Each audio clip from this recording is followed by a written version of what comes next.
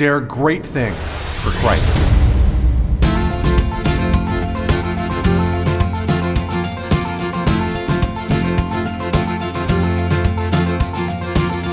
Christ calls us to dare great things. In the marketplace, as well as in the mission field, there has never been a time like the present for the spirit of the Catholic entrepreneur. Now is the time for men and women of great courage and great vision to engage our church and our culture. Now is the time to dare great things. And here is your host as we dare great things, Father Nathan Cromley, the president and founder of the St. John Institute. Today, talking about character-based leadership has become something fashionable. Books, podcasts, seminars, all focus in on the term virtue. By so doing, we feel like we have checked off our Christian box in leadership and that we can safely move on. But the issue is actually much more explosive. Character influences leadership in ways that are profound and fruitful. The question is, why? In this first of a 6-part series, I'd like to look at the question more deeply. Welcome, everybody, to the seminar. Welcome to the St. John Leadership Network, where we exist to bring business to faith and faith to business. But today I want to talk about something that's much broader than just business. And all of you who lead your families have to listen just as deeply and apply this just as much to your families as what you do in your businesses, as is the case, by the way, with almost all that we talk about here.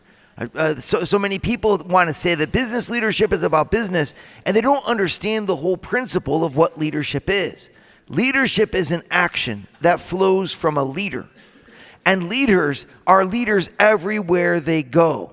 They might not have the position of power that allows them to exert their leadership effectively in a given circumstance, but a position of power and the nature of a leader are not the same thing.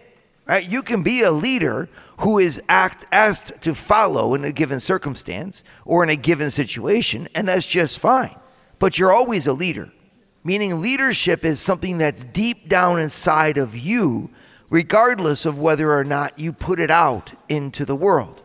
This is important because recently I was having a conversation with a very wonderful priest, and he was asking me what I do, and I said, I focus in on leadership, and he rolled his eyes, and I said, well, what's the matter, Father? And he says, well, I just have this question. Today everybody's talking about leadership this, leadership that. My simple question is, will there be any more followers? He was making the case for, let's make a followers academy, right? Because in the end, to his point, we're all supposed to be following Jesus. So why don't we study followership? And it was an interesting point, right? Because in the end, he's saying something very profound there, which is, hey, let's not forget the little way. A lot of people will tell me that. They'll say, Father, dare great things for Christ is a wonderful motto. But then again, it's in the little things that really it matters. And I mean, who could argue with that, right? Of course, that's absolutely true. I guess I just don't think there's anything little about the little things. In the end, I think a mother who does the laundry every single day that it needs to be done and folds these clothes that she knows, it's almost like you fold the clothes for your sake, right? Because like the kids really are not into folding clothes. So why do mothers fold? And they fold them well, and they press them down, they make them nice and clean. Why are you doing that? I mean, that's a great thing. It's a hard thing to every day have to focus in on that, to not let your household tasks get out of control, to mentor and help a person to grow through the emotional disturbances of a 13-year-old, which are not fun. And they last an entire year until they're 14. And then it's another craziness. And you spend 5, 6 difficult years with kids who are pushing back. There is nothing little about that. So I get it that it's little in the eyes of the world and that therefore we do it with great love, and I don't put that down at all. I just want to challenge you, I guess, to recognize the need, the challenge that presents to you, what that calls upon in a human individual.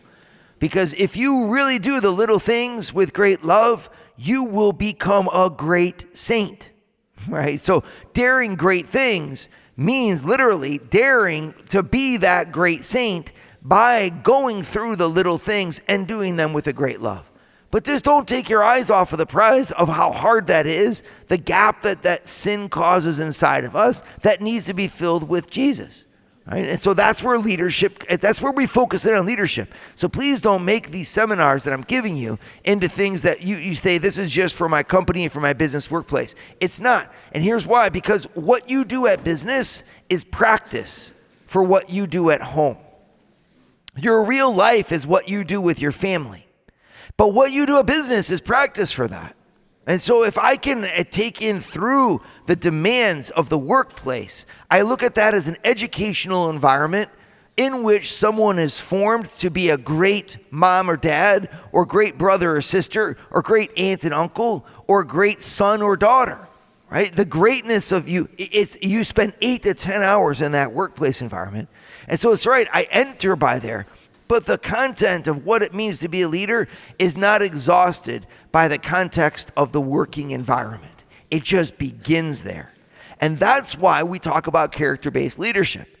So we want to do a whole seminar here now. I'm going to do a 6-part series with you on when character counts, how character actually shapes the workplace environment. And the reason I want to say how is because it just seems like I read book after book after book that says we need to be virtuous and we need to have character, but then they don't really explain where it makes that impact, right? And I want to get into that with you because I want to show why character counts. Because if I can show why character counts, I think it's a much more interesting or valuable proposition to why then you need to build virtues and why we need to inculcate spirituality into our leadership formation of our young people, even in public schools, so that we can really understand that the human person is much more than a machine to be dominated in order to produce things for the world. Right? I am not at the service of my business. My business is at the service of me, right? The whole different way of looking at it. Because if I'm at the service of my business, then the business is bigger than me, greater than me, and I need to develop myself so that I can make my business hum. That's not the only part of the message. Of course, there's a part that's true about that, but listen, that's a small part is true about it. The bigger perspective is actually that everything that I do at my business is there in order to make me a better person. If I am not coming out of my workday a better human being, something is wrong in the way that I'm working. Here's a powerful quote to that point by Pope Pius XI. He wrote, "It is a scandal when dead matter comes forth from the factory ennobled, while men there are corrupted and degraded." I'll read that again because it's a good one. "It is a scandal when dead matter comes forth from the factory ennobled, while men there are corrupted and degraded." Right? So he's obviously speaking about child labor, factories back in the day, terrible industry practices, things like that. And of course, that's true. But I want to expand that to even be more profoundly applicable to you, where you are in your white-collar jobs and leading your companies or whatever. If you lose the perspective of the greatness of your soul, of the greatness of what it means to truly be human, an intelligent and free agent dedicated to transforming this world for the authentic good in the image and likeness of God, if you lose sight of that, then your work will consume you.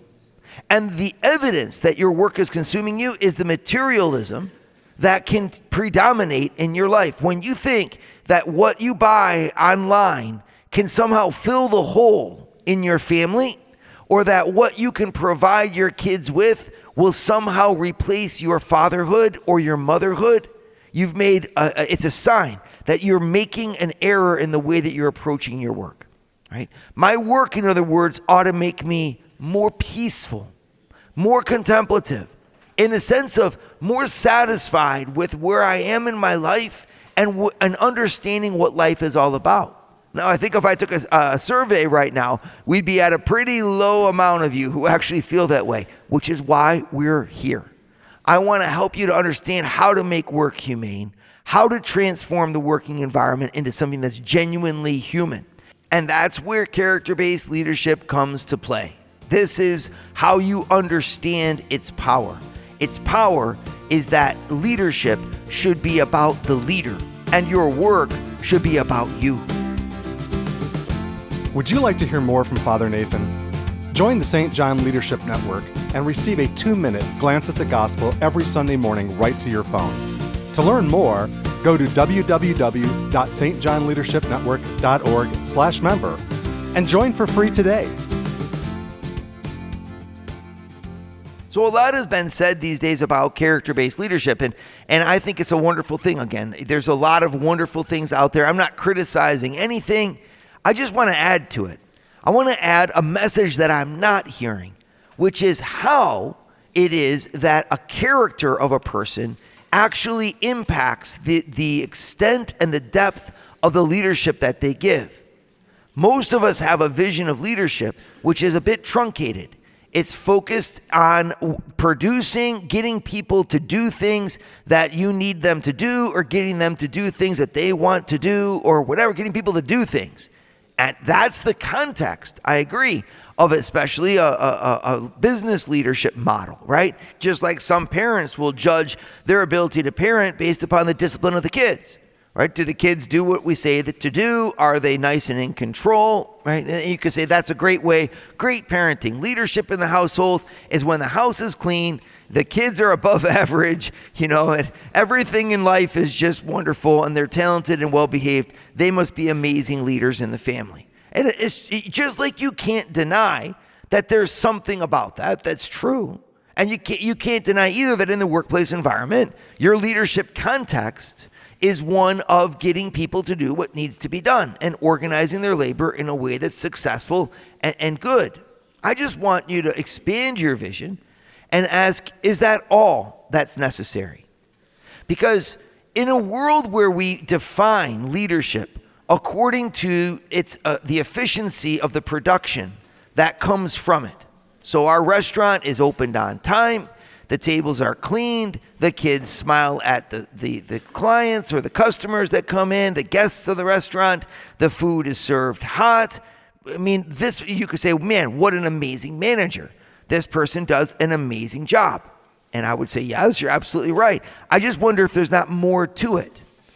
First of all, because if the job is simply that, if all we need from a leader is to do something that in the end a robot could eventually be trained to do, you put some artificial intelligence in there and you put the capacity to, a computer system could manage the timing of the tables and could manage the input of the orders, and you wouldn't even need a manager. Your people could just come in and simply, obey the computer. You could outsource your cleaning of the restaurant.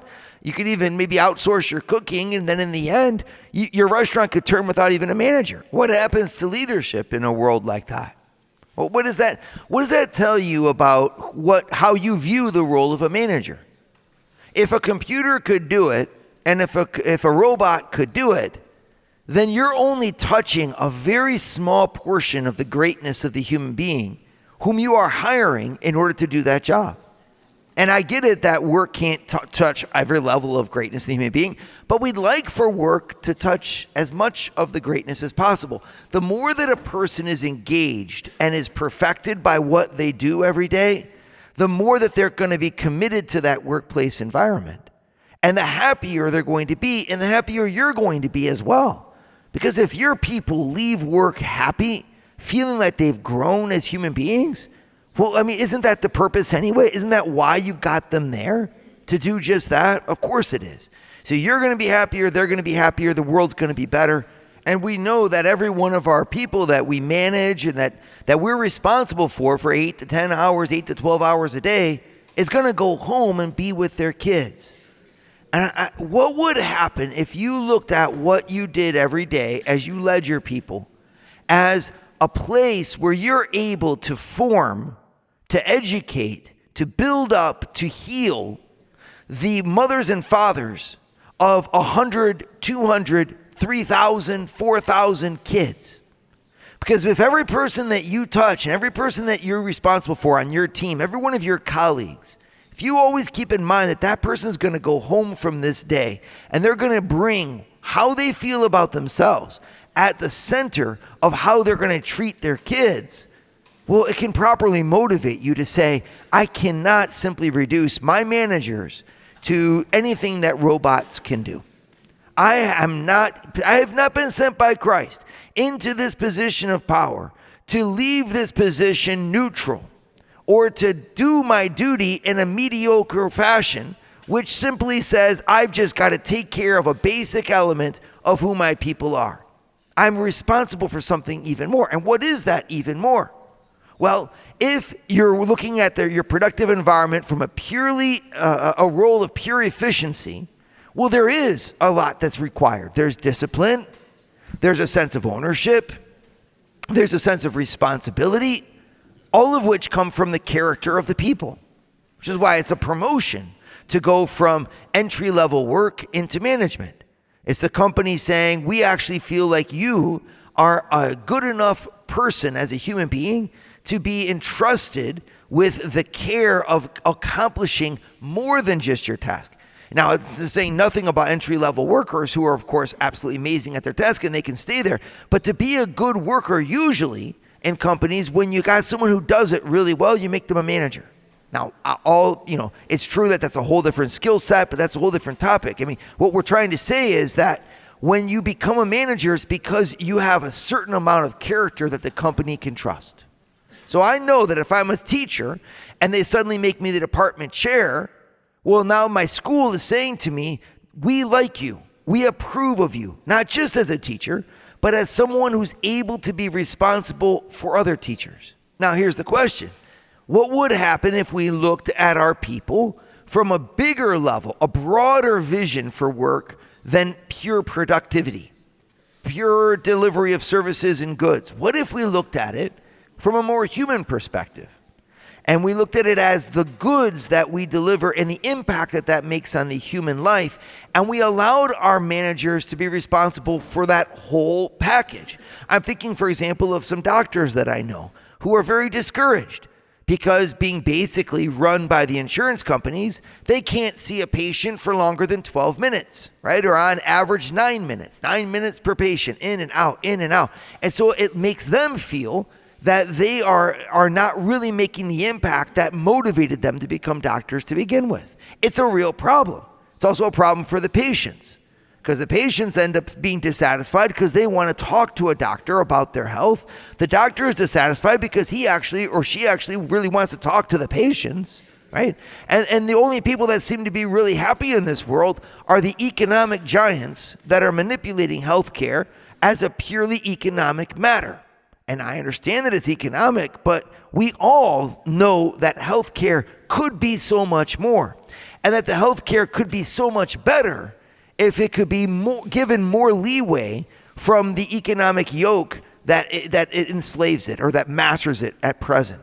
Right? So that's an example, a really good example. How can I get into the mind of a doctor that actually they're more than simply a coefficient of the profitability of the insurance company? Well, the way you do that is by the insurance company changing its perspective and saying this whole field of medicine has a bigger perspective and has a much more important goal, and we are responsible for making sure that medicine hits the fullness of its goal and allows a doctor to give a deeper aspect of themselves, right? So now it's a win-win situation, which is the way it's supposed to be. But what creeps into this is a vision of leadership that is at the service only of the economic factors or economic gains of those whom the leaders work for. And that's the problem. The beauty of Christianity, the beauty of the vision of what Christ gives us for work is that it opens the possibilities of every one of us to give the greatness of our human person and to put it at the service of what we do. And work is transformed when the workers are transformed. And our task as managers is to transform them in the best way that we can. How do we do that? That's where the Christian genius comes in. And this is what I want to talk with you about here. Would you like to start your Thursday mornings with a scriptural leadership lesson? Join the St. John Leadership Network, where Father Nathan hosts a 30-minute call at 6:30 a.m. in all 4 U.S. time zones. To learn more, go to www.stjohnleadershipnetwork.org/member and join for free today. So the question really is, where is it that my character, how is it that my character, who I am, actually impacts what I do? When and where and how and to what extent? A lot of people would say it doesn't. especially if you get into a more worldly environment, they would say, just get the job done, right? But I would say that that's naive. That actually they're incorrect, and anyone with common sense can know, and anyone with experience as an employer knows that who that person is will influence the work that they do, the quality of it, the timeliness of it, the efficiency of it, everything. And then if you hire in somebody who is deeply flawed as a human being, your work environment is now working in collaboration with people who are deeply flawed as human beings. So, and that's fine. Of course, that's our human nature. But then again, it's not fine. It's not fine for everybody else who has to deal with this person whose character is rotten to the core. It's a lack of lucidity on the part of every single one of us to say that character-based leadership is fluff. It's a lack of realism. If you had saints working for you, who really, you would be the happiest of all employers. Imagine if Jesus Christ were to come and ask you for a job at your company. Would you hire him? I think that you would. And that's the whole idea. Good people will work well. I don't mean just sappy people. I don't mean emotionally balanced people. I mean people who are dedicated to owning what they do. They have a character that is forged around the values that are needed in a place of productivity. And here, you can double that in terms of the family. I mean, you date a person for 4 years, 3 years before you marry them because you're testing out what kind of person they are. Not just whether or not you love them or not whether or not you're infatuated with them, but who are they? Are they capable of being a good mother? Are they capable of being a good father? If you're not testing there at that type of thing, it's not just your compatibility that's going to carry you through. In other words, there's also how pleasant your journey is going to be. You might love a person, but every one of their inadequacies is going to show, and you're going to have to pay the price for it. And so you're willing to do that. That's called marriage. It's a joyful vision of life. But the realism is the same when it comes to the workplace. I need, in other words, to understand that the character of my people will largely determine the level of my success as a corporation. And that's just from a purely efficient standpoint. I want to make it even more than that and to say, from a vision of why I am there in the first place, if I can adopt a vision of this is part of the purpose of my life to be at work, then my work will make more sense to me and I'll be happier. Well, what does it mean to adopt the vision that this work, this job is a part of the purpose of my life, except to say I'm making the world better by what I do and by being there and by my collaboration and my workplace environment, my attitude. I'm actually pushing things forward that matter. And I'm transforming the people underneath me, for example, in a positive way. I talked recently with a woman who's in charge of a whole team of people at a manufacturing plant. And it got very hot recently, and she said that it's 95 degrees outside with 80% humidity, and there's no air conditioning on the floor. And so my people are there laboring. We pay them. They understood this, right? We could say you just need to labor your way through. But she said, I thought a lot about what I've learned at the St. John Leadership Network. And I said, well, how can I apply this? And so she got the idea to go get ice cream. Well, not only did she go get ice cream for the people, which was already amazing, but then she goes and she finds ice cream truck music that she puts from the radio. And she follows behind the ice cream playing from a loudspeaker or from her phone, the ice cream truck music. And everybody's laughing, everybody's smiling. And she transformed what could be a very degrading and difficult situation into something that gave life as people found each other by finding her. And her leadership there gave them permission to smile and also be appreciated for the great thing that they were doing in the midst of hard and heavy labors, to be reminded of humanity. That's a great manager. That's a great leader. And all it took was from her was that ability and that freedom of spirit to be able to say, let's inject some humanity here, right? It's almost like if you're a farmer and you could raise this farm. But something that cracks me up about farmers is some of them have these things like a funny farm, they'll call it, right? Where strange animals just wander around, peacocks and all kinds of crazy things. There's an element of humanity and of life and of joy that you can bring into what you do. Why? Because character counts.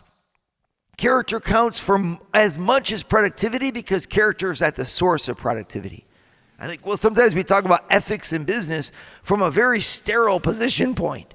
Well, ethics in business means that you do what is right. And I'm like, yes, it does that. But it's much more than that at the same time. It means that you align what you do to the bigger trajectory of your life. You put your who behind your what at the service of a why. And your faith gives you a why, and a faith gives you a who. You have to come up with the what, but don't do a what that's not something that enhances your who because it's out of alignment with your why. Now, if you're not confused by that, I don't know what will confuse you, but I think it's at the same time really profound that the Catholic Church says who you are is a spiritual person with intellect and will and ability to lift up the world around you and improve everything at the service of the Most High God. And why would you do that?